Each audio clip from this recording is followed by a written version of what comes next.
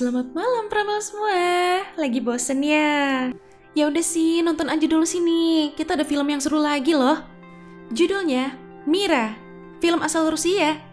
Film tentang seorang ayah yang bekerja di stasiun luar angkasa harus nyelamatin putrinya yang ada di bumi karena ada hujan meteor dahsyat. Dan mereka cuma bermodalkan telepon satelit sama kamera aja. Pemain utama di film ini ada Anatoly Belly yang meranin jadi Valery Arabov, si ayah, sekaligus insinyur penerbangan di stasiun luar angkasa yang bernama Mira. Dan Veronika Ustimova yang meranin jadi Valeria Arabova, atau biasa dipanggil Lira. Dia ini putrinya si Arabov. Nah, buat karakter-karakter pemain lainnya, nanti kita kenalan sambil berjalan aja ya.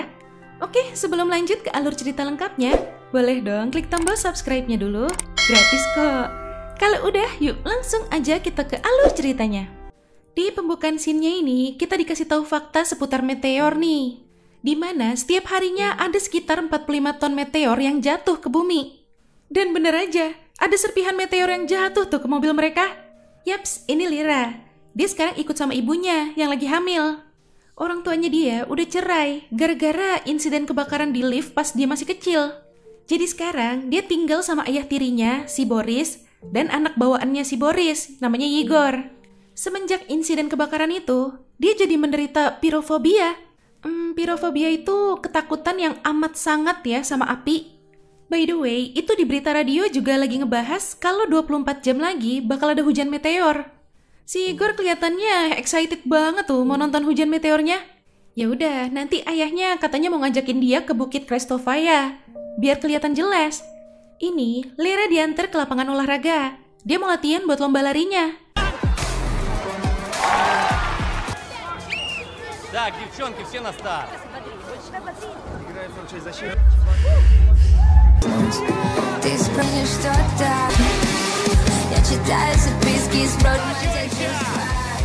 Pas udah mau sampai finish, temennya si Misha malah nyalain suar. Ya niatnya sih buat selebrasi ya. Tapi kan si Lira takut sama api, langsung kambuh tuh jadinya. Dan ini di ulang tahun Igor, lagi-lagi ada api di kue ulang tahunnya. Udah ketakutan tuh si Lira. Dia langsung pergi menghindar. Ibunya nyoba ngejar dia. Pas banget, Arabov, ayah kandungnya si Lira, nelpon. Ternyata Arabov tuh selalu mantau si Lira loh lewat kamera CCTV. Tapi justru si Lira jadi makin kesel, gak suka dia dipantau-pantau. Oke, scene pindah nih ke Arabov yang ada di luar angkasa. Selain kru, di situ juga ada si Mira, AI atau kecerdasan buatan lah. Кстати, искусственный интеллект.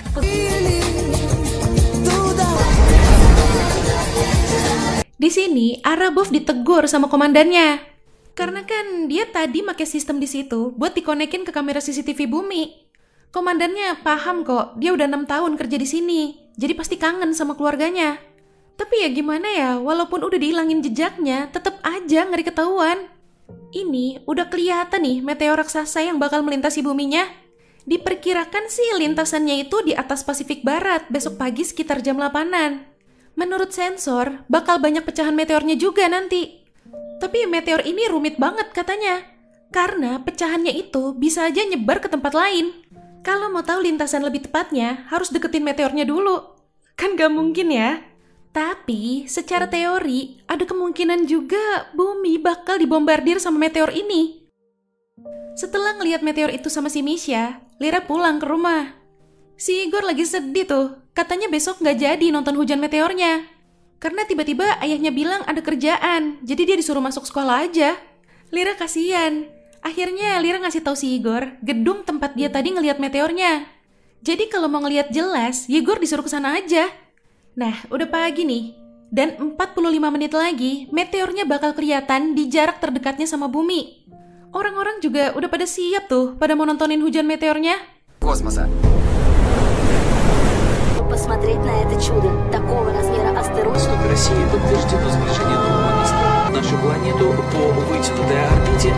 Sementara itu, di luar angkasa, kelihatan tuh meteor udah melintas dan ngejauh dari bumi.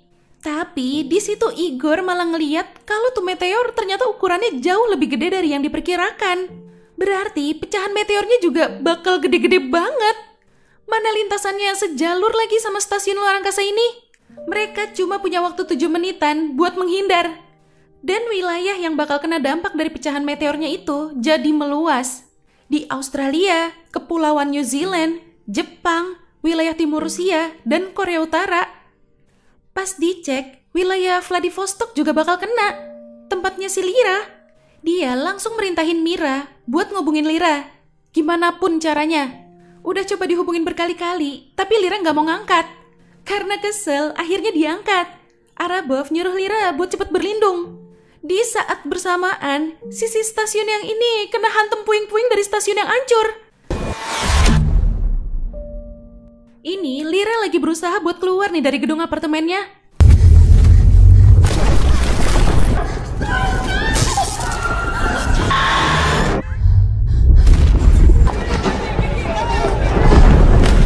Saking riwahnya di tangga darurat sampai kedorong jatuh itu dia.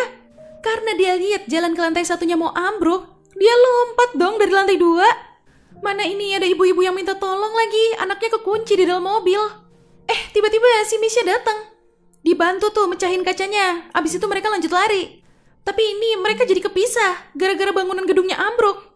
Saking kebingungannya, Lyra mundur-mundur ke tengah jalan. Jadi ketabrak mobil tuh dia. Pasangan paruh baya yang nabrak itu mau bawa Lyra ke rumah sakit. Di perjalanan si Lyra sadar dan ngeliat situasi jalan berantakan banget karena pada panik.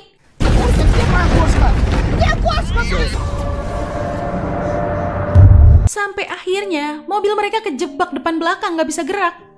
Lyra ngeliat ada gedung-gedung yang mau roboh. Dia lari masuk ke toko mainan buat berlindung. Tapi tetap aja kena. Dia kejebak sama puing-puing di situ. Ini Arabov baru sadar lagi. Dan Mira ngasih tahu kalau cuma dia yang selamat. Dia minta Mira buat mulihin pasokan energi di stasiun itu, sekaligus informasi keadaan di bumi. Kata Mira, total area yang terdampak lebih dari 16 km persegi, dan membentang juga dari Australia sampai Asia.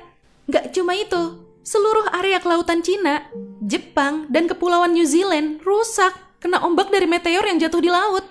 Mira juga ngasih tahu nih, kalau mantan istrinya dia ada di rumah sakit, dalam keadaan baik. Sementara Lyra belum sempat dicari tahu karena ada telepon masuk nih dari pusat kontrol. Dia disuruh siap-siap buat evakuasi dan dikasih tahu juga tuh dia nggak boleh pakai simpanan energi stasiun buat komunikasi lagi ke bumi karena harus diirit sampai proses evakuasinya selesai. Tapi dia kayak bodo amat. Dia tetap minta Mira buat ngelacak lokasi terakhir ponselnya si Lyra.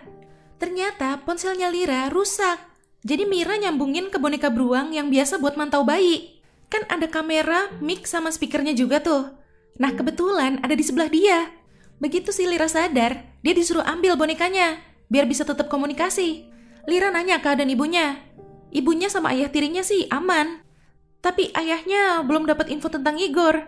Ini tim penyelamat datang, dan mereka berhasil ngeluarin Lyra dari situ. Syok tuh dia, keadaan benar-benar kacau. Udah hancur-hancuran parah pokoknya. Будут эвакуировать на вертолет. Sementara itu, Arabov nelpon mantan istrinya yang lagi sibuk nyari Igor. Langsung disambungin nih teleponnya ke si Lyra. Lyra nanya keadaan Igor. Kata ayah tirinya, Igor aman. Karena dia dapat info katanya murid-murid dari sekolahnya Igor lagi OTW ke sini. Tapi Lyra nggak yakin. Apalagi nggak ada daftar nama-nama anak yang selamatnya itu. Di sini, mantan istrinya minta tolong sama dia. Bantu Lyra biar bisa sampai ke rumah sakit itu dengan selamat. Ini si Lyra ngasih tahu ke ayahnya. Kayaknya Igor ada di gedung yang dia kasih tahu kemarin itu deh. Ya udah, ayahnya nyuruh dia ke camp darurat aja. Nanti biar Mira yang mindai gedung itu dulu. Kan bakal kelihatan tuh ada Igor apa enggaknya. Tapi si Lyra nekat, tetap mau ngecek ke sana sendiri. Tiba-tiba koneksinya terputus. Stasiun udah masuk ke mode hibernasi. Ternyata pasokan isi ulang baterai di ruangan ini udah habis. Arabov mencoba nyambungin ke ruang lab yang masih ada baterainya. Tapi bangunannya itu kan keputus gara-gara kehantam tadi. Jadi sekarang dia harus nyambungin kabelnya dulu. Ya udah, dia langsung pakai baju astronotnya tuh.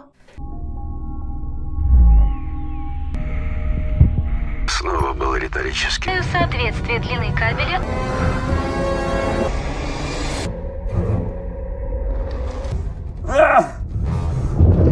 Sementara itu, Lyra udah masuk nih ke gedungnya.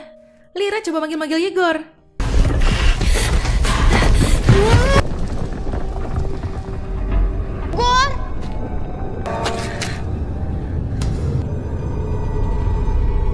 Борт Dan bener dong, nyaut tuh bocah. Lira langsung manjat ke atas. Nah, udah ketemu nih si Igor. Tapi dia nggak berani turun. Disuruh lompat tuh, Lira janji bakal nangkep dia. Dan yaps, berhasil. Di sisi lain, ayahnya juga berhasil tuh nyambungin kabelnya.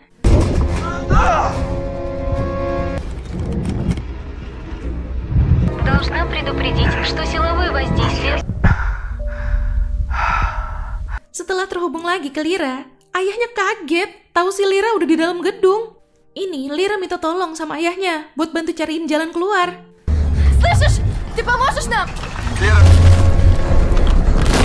Нам надо бежать вглубь здания. Там пролом от метеорита. Sampailah tuh mereka di lubang itu. Mereka harus turun. Tapi Igor takut. Dan akhirnya digendong. Pas mau turun, tiba-tiba ada runtuhan puing. Lira mau menghindar, tapi jadi jatuh ke lubang. Untung si Lira sempat pegangan tuh. Tapi ini komunikasinya terputus lagi. Mereka berhasil turun, terus ngambil bonekanya, baru keluar dari gedung itu. Ngepas dong ya, gedungnya ambruk tuh. Mereka harus menjauh.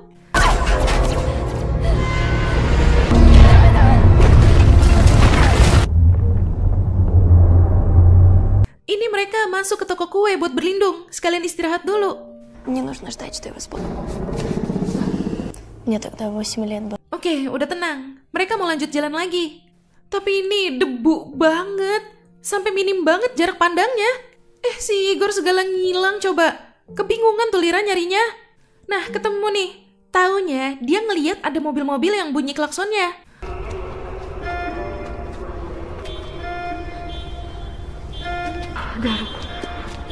Malah si Igor duluan yang nyadar kalau itu ayahnya Lira yang nuntun mereka. Karena boneka beruangnya rusak, jadi Arabov nyambungin ke alat-alat lain buat nuntun jalannya. Keren banget sih ini caranya. Seneng tuh mereka berdua.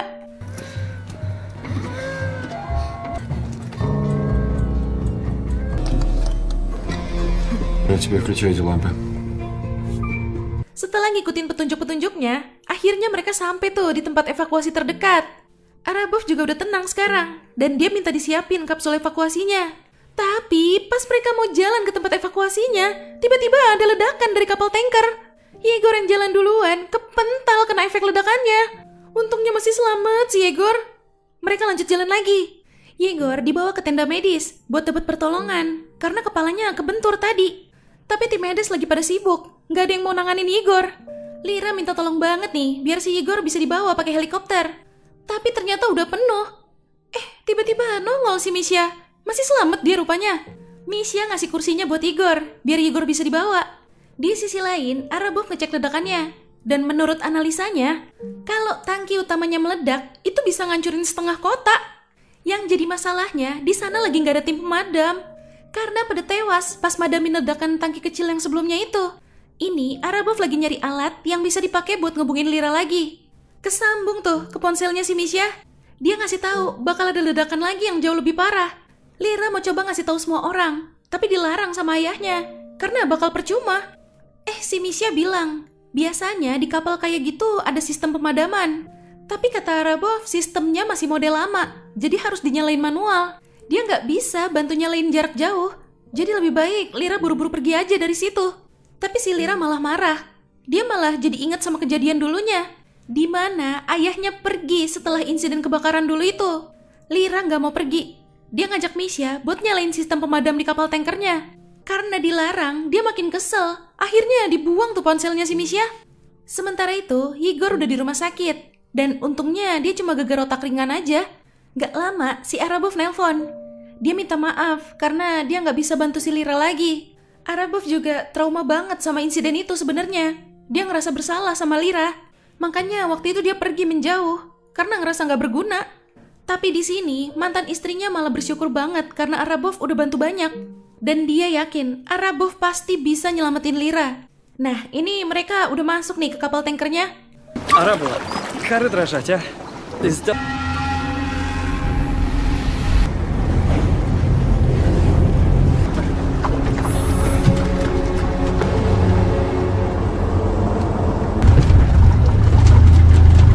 Tapi mereka nggak tahu di mana tempat buat nyalain sistem pemadamnya.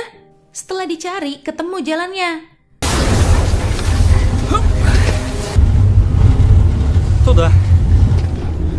Держи, держи. Tapi pas dibuka, udah api semua itu di situ. Lira ngasih tahu kalau boneka itu buat komunikasi sama ayahnya, tapi rusak.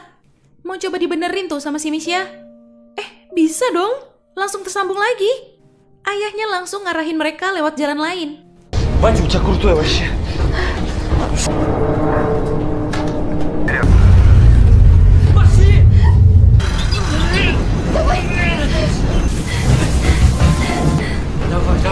Давай. Udah hampir sampai nih, harus masuk ke ruangan itu buat nyalainnya. Tapi pas dibuka, Misha pingsan, kepental kena ledakannya. Dan si Lira juga langsung kambuh tuh. Mana komunikasinya tiba-tiba keputus lagi, gara-gara kabel koneksi baterainya keputus. Ya udah, terpaksa nih, Arabov matiin sistem suaranya si Mira, biar dayanya bisa dipakai buat ngubungin Lira lagi. Ayahnya mindai tangannya buat dikonekin ke tangan palsunya si Misha. Lira disuruh pegang tangannya, biar dia tenang. Di sini, ayahnya ngasih tahu, dalam beberapa menit lagi, stasiunnya bakal jatuh ke bumi. Dan ayahnya nyempetin buat minta maaf sama Lira atas insiden yang dulu. Tapi ternyata Lira tuh gak pernah marah. Malah dia tuh sebenarnya kangen banget. Ini ayahnya nyuruh dia pakai perlengkapan anti api buat nerobos ke dalam situ.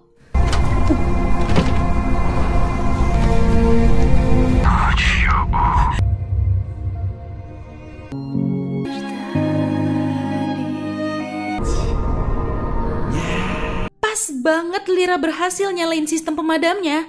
Pas stasiunnya juga kebakar masuk atmosfer. Dan ayahnya tewas.